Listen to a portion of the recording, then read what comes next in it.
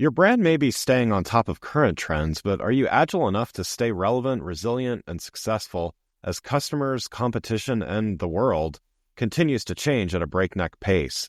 I'm thrilled to share the newly revised version of my first book, The Agile Brand. I'm calling it The Agile Brand Revisited. It's been updated to reflect our continually changing world, and it provides 7 principles that form the backbone of an agile brand, offering detailed insights and actionable steps for incorporating them into your business strategy. This is the book that started it all, and I'm excited to share it with you. It's now available in print and digital formats and available everywhere. Learn more by going to the Agile Brand Guide website at www.agilebrandguide.com. Shaniga Mayos is proud to announce it has been designated a Washington Post top workplace for the 6th year in a row. Shaniga Mayos offers a family-first culture and places a high value on work-life flexibility, which is proven through our industry-high retention rate of 90%. Learn more about our exceptional company values and view our positions at mioscareers.com. That's mioscareers.com.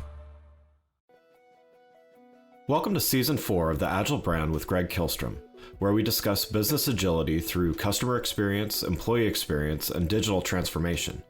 I'm your host, Greg Kihlstrom. The Agile World podcast is brought to you by TEKsystems, an industry leader in full-stack technology services, talent services, and real-world application. For more information, go to teksystems.com.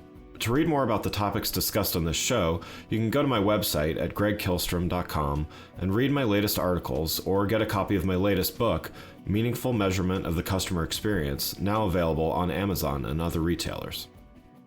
My name is Greg Kihlstrom, and I'm the host of the Agile Brand podcast. Today we're going to talk about high-performance teams, the business value they create, and how to create these teams. To help me discuss this topic, I'd like to welcome John Estafanous, founder and CEO of RallyBright. John, welcome to the show. Thank you. Thank you very much, Greg. I'm happy to be here. Yeah, looking forward to talking about this topic with you. So why don't we start by you giving a little background on yourself as well as why you started RallyBright? Yeah, absolutely. Absolutely. Thank you. So I started RallyBright because throughout my career, the thing I'm most proud of is building great teams and the success that they accomplished while we were working together, and then also the legacy that they've created, the team members have created by going off on their own and also doing great things. So in terms of a little bit of a background around me, many, many years ago, I made the mistake of going to law school. Absolutely did not like anything about that. So I started my first company. And throughout the course of building that company over 6 years, I built what I felt was like an amazing team. We were very close, highly accomplished, and together we decided to sell that company. And then I went on to a larger organization, and this was in the marketing agency world, in the software world. And all of a sudden I was handed a team with 45 people in my group across 7 different offices in North America with a 37% attrition rate. Wow. And the goal there was, hey, John, help us fix this. And I did what I thought was right. And I got on a plane and I met people and we built an amazing team there too, and got that attrition rate down to single digits. And throughout my career, that model kept kind of repeating. And my next gig was working at a global marketing agency with teams all over the world. And the one pain that I always felt was I always felt like I understood what was happening with my direct reports, whether they were, direct line or dotted line. But what's really hard for an executive to get a pulse on is what's happening on the ground with the entire operating unit, the entire team. So we believe teams are core operating units for organizations. And to be able to get that insight in a normalized, quantified way, to me would have been amazing because I'm a data junkie. I like process. So the thought was, if I could build something that helps me understand how teams are operating, regardless of geography, regardless of my relationship with individual leaders, in a normalized way, that could provide value to others. No, that's great. Well, so we're here to talk about this concept of high performance teams. So why don't you first define that for us, just so we have the vocabulary. Yeah, absolutely. And to be clear, everything that we do at RallyBright is based on academic research as well as in practice research developed by, PhD level behavioral scientists, organizational development psychologists, what have you. So in terms of a high performing team, we use resilience as one of the key barometers for what drives a high performance team. So when we think of resilience, we think about being able to engage with adversity, to sustain performance through adversity, and as you overcome obstacles, to rebound from setbacks, and then to learn and grow from the experience. So that's how we would define a high performing team. Is it's a team that's able to stay together, stay on mission, stay on target, and work through any of the challenges that are presented to them, and not only work through them, but thrive through them to some degree, and ultimately learn and grow from those experiences. And when you have teams that do that, it's something really special. Yeah. Well, and you touched on this a little bit as you were talking about your background, but how do you recommend building a high performing team? Like, what are the steps that it takes? Yeah, it's always going to be an organic process, right? Because one of the things that we found both in practice and through data is that just putting together high performers does not make it a high performing team. Yeah. So there are models that you can look at. There are behaviors that you want to reinforce to actually develop that high performing team in an organic way. First and foremost, what we've seen is we call this the dimension direction, is defining and enforcing and reinforcing a shared vision and purpose behind the team. So understanding that you, with this group of professionals that you rely on every day to achieve a common purpose, is have clarity around that purpose. So that's one of the core tenets behind building a high performing team. There are also some engagement components that you want to look at. So we have two dimensions that we measure focused on team engagement. So one is connection. That is, do you have psychological trust and safety amongst your team members? So you need to create an environment where people can show up as their authentic selves. They can make mistakes. They're not going to be punished for it. And that you're actually going to, learn from those mistakes, which leans into the second core dimension around engagement, which is attitude. Do you have a growth mindset? Can you foster a growth mindset on the team? Are we willing to learn and grow from all that we're doing? And are we willing to look at things with an open mind?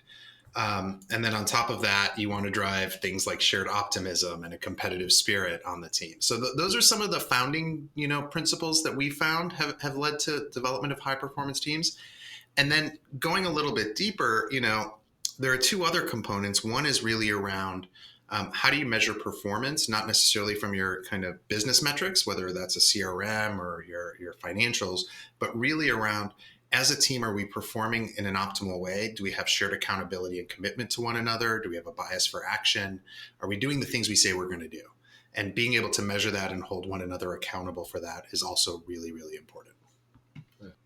In terms of looking at existing team members when creating this high performance team and culture, because a lot of times you inherit a team. You mentioned anecdotally, you inherited a team, and I'm sure some of those were just the perfect fits for the team. Others, may not have been.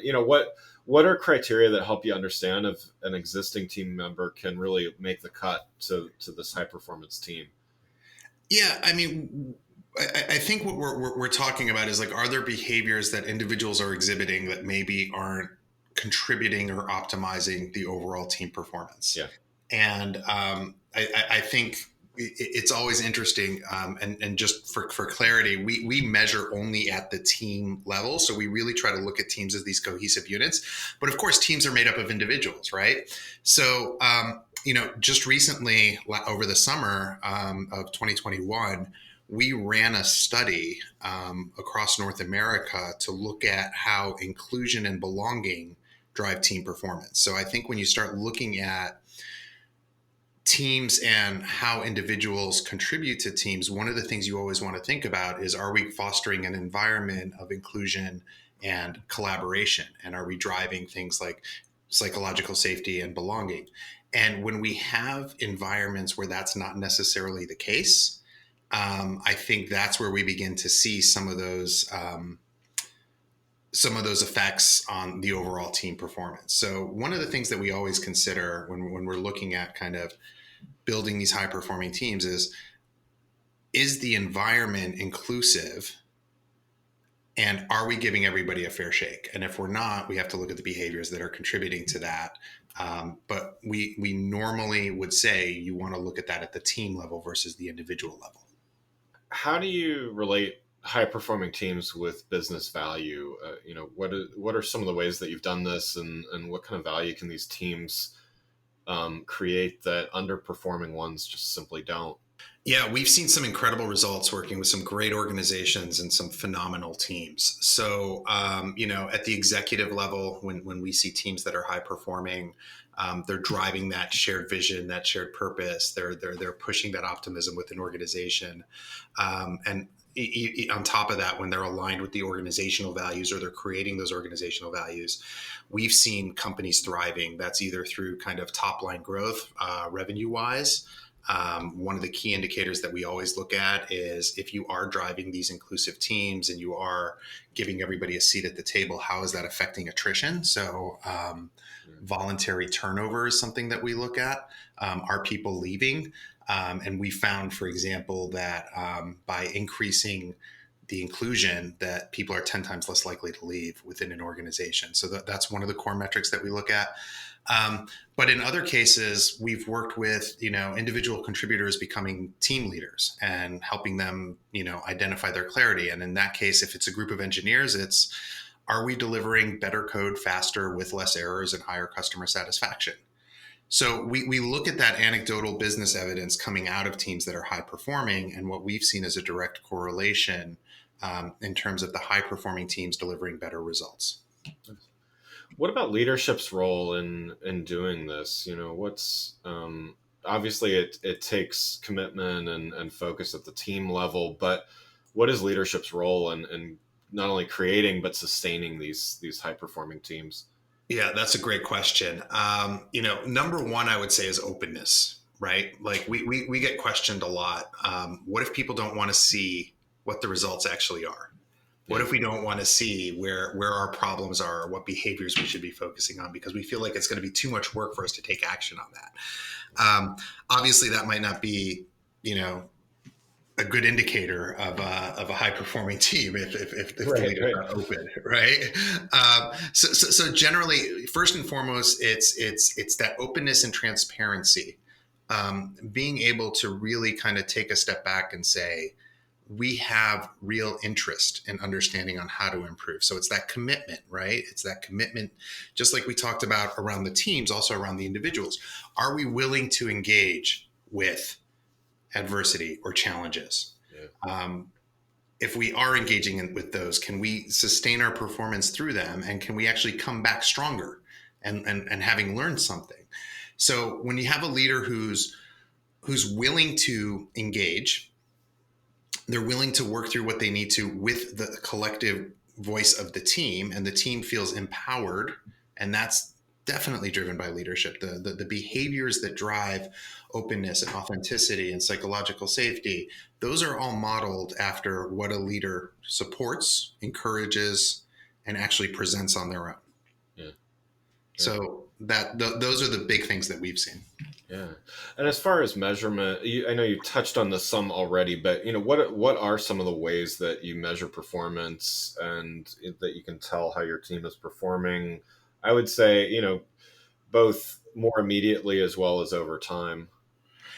Yeah, so it's a great question. And one of the things I always struggled with, and I think a lot of leaders struggle with, is I kind of get it from a soft kind of, the soft skills are important, and I understand how to implement those. And, I like to say we help measure some of the soft skills. So how do you measure those? You look at the behaviors. You look at how the behaviors are manifested. As a group, you look at how individuals identify against specific behaviors or characteristics that are present on a team, and you basically survey and score them. And by scoring them, you're able to get an understanding of which behaviors do we, as a team, as a collective, feel like we're strong at, or the characteristics of the team. So we may be strong on psychological safety and trust, but we may be weak on, performance, which is that accountability to one another and that bias for action.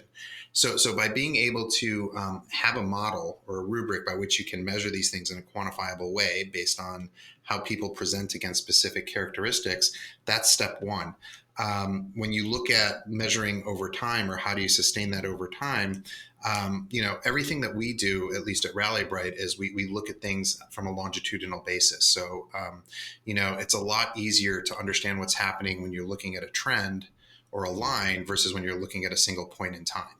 Yeah. So that's what we encourage people to do. That's what our software allows people to do. And that's essentially how, as a leader, you can see how are we progressing and where are we progressing in multiple ways.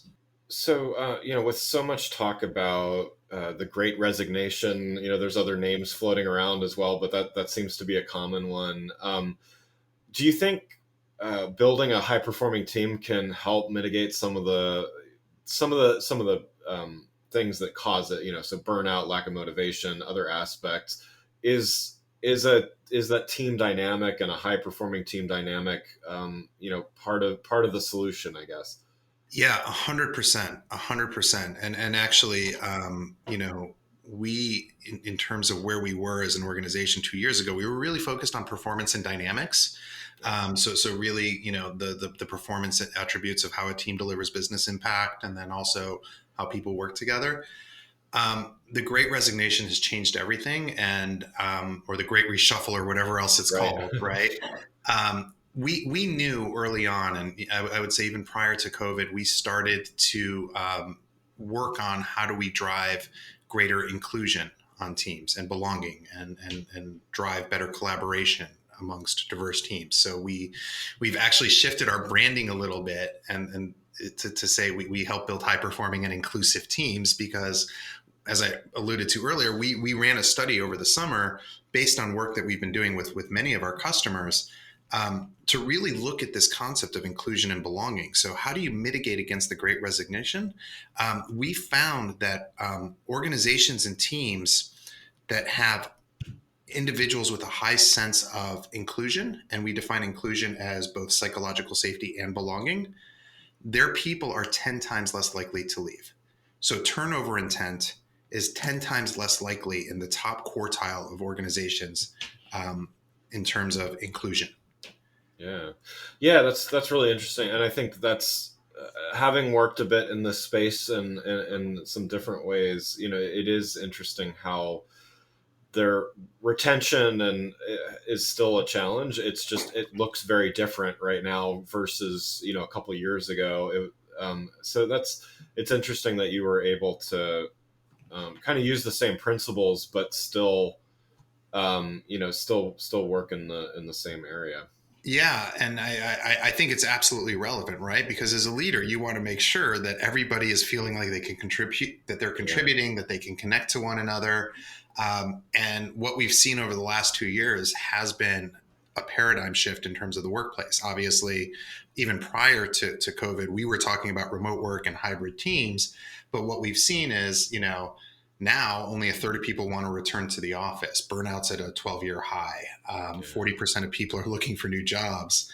And there's a lot of purpose-driven reshuffling, meaning if people don't align with the purpose, and if they don't feel like they can contribute to a shared purpose within an organization, they're much less likely to stick around or come join you. Yeah.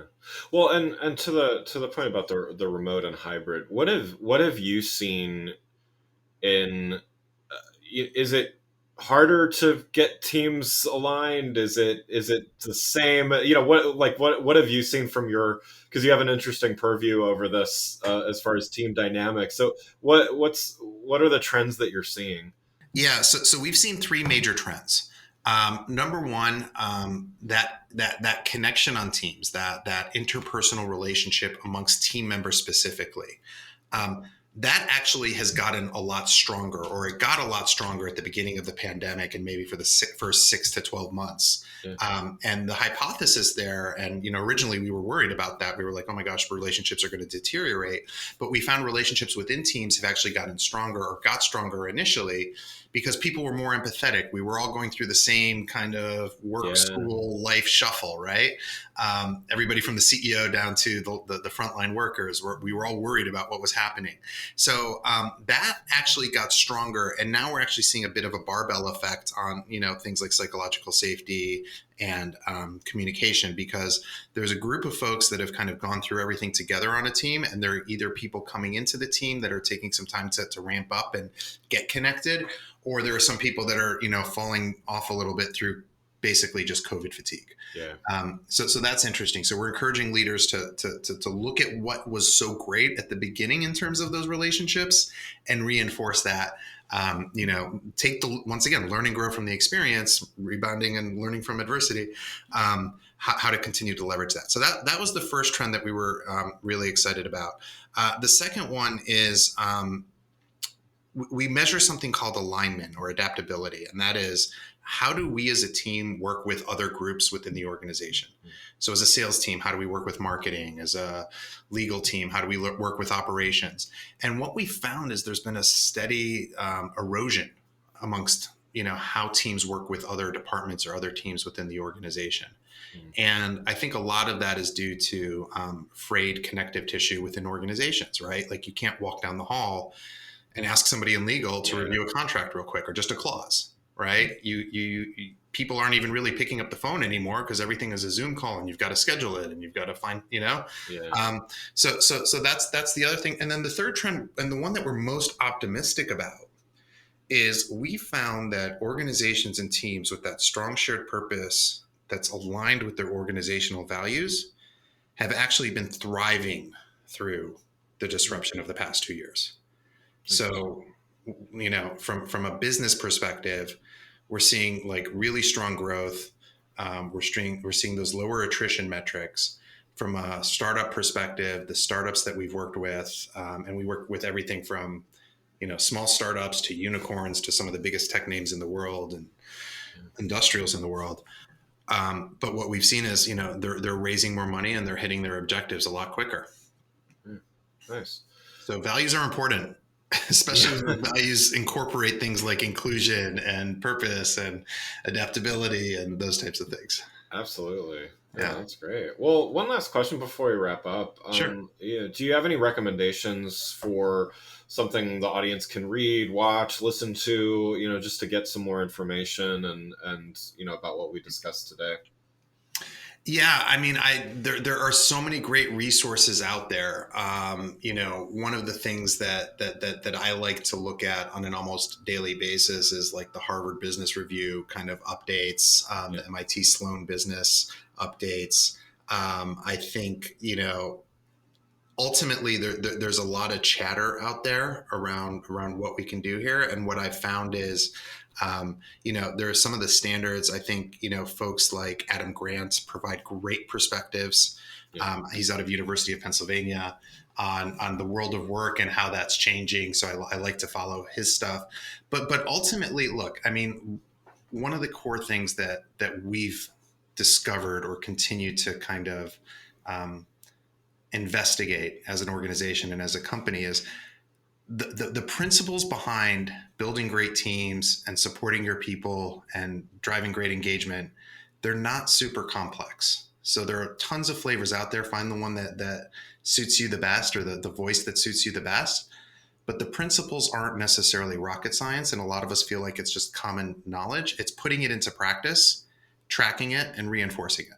That's wonderful. Well, John, thanks so much for joining the show. For those listening, what's the best way for them to keep up with what you and RallyBright are doing? Yeah, absolutely. Please, check out our website at rallybright.com, RALLYBRIGHT. We're also on Twitter, and you can follow me or connect with me personally. I am JustoDC on Twitter. And always feel to reach out. Just hello@rallybright.com. We'd love to talk to you. Wonderful. Well, again, I'd like to thank John Estafanous, founder and CEO of RallyBright, for joining the show. Thanks for listening to the Agile Brand with Greg Kihlstrom. Talk with you next week. Thanks again for listening to the Agile Brand with Greg Kihlstrom podcast, brought to you by Tech Systems.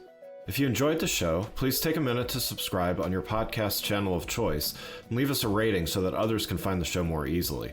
You can access more episodes of the show at www.theagilebrand.show.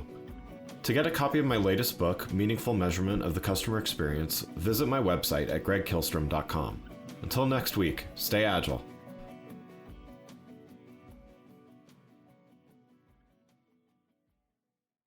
This summer, saddle up with the only sportsbook where you can bet on horse racing, FanDuel. Right now, new customers can get a no-sweat first bet up to $500. Just download the app or go to FanDuel.com/horses to score your no-sweat bet up to $500.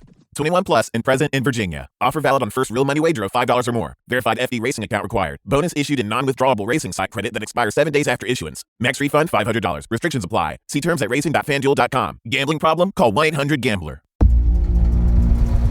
Your engine is dirtier than you think. As soon as it started for the first time, it begins building up engine-killing deposits that dramatically impact longevity, fuel economy, and performance. And at Valvoline, preventing these damaging deposits isn't enough. We've revolutionized a way to completely reverse them. Introducing Valvoline Restore and Protect, the first and only motor oil that restores pistons to factory clean by removing up to 100% of deposits. That's right, 100%. This first-of-its-kind innovation restores engines to run like new. And the more you use it, the more it continually cleans inside your engine. Plus, Valvoline Restore and Protect is a premium full synthetic that provides 79% better wear protection than industry standards. It not only eliminates deposits, it prevents future deposits from forming. Restore your pistons to factory clean. With all new Restore and Protect, another first from Valvoline. For all of your residential and commercial cooling needs, trust the 5-star cooling experts at Crop Metcalf. 1-800-GO-CROP or visit cropmetcalf.com. And remember, Crop Metcalf is the one with 5 stars. Crop Metcalf, home of the 5-star technician.